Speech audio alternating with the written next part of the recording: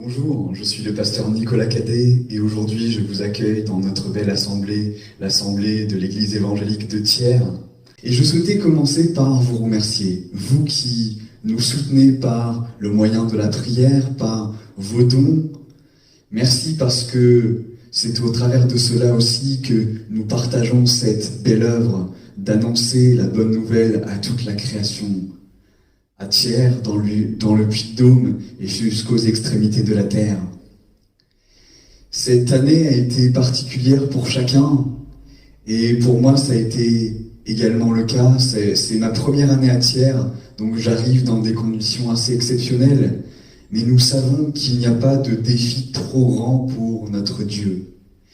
Et ces difficultés sont toujours des opportunités parce que notre Dieu transforme le mal en bien.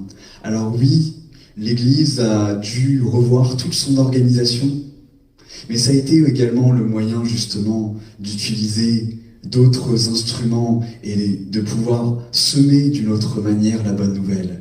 Ainsi, j'ai pu mettre en place des cultes par le moyen de la vidéo et des réunions de prière en vidéoconférence.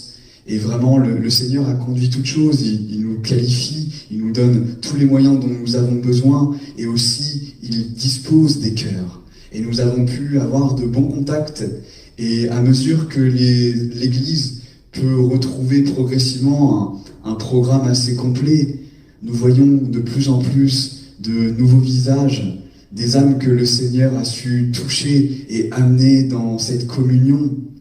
Et maintenant, nous nous réjouissons de voir que Dieu a encore un peuple nombreux dans cette ville de Thiers, dans le département du Puy-de-Dôme, et encore dans ce monde.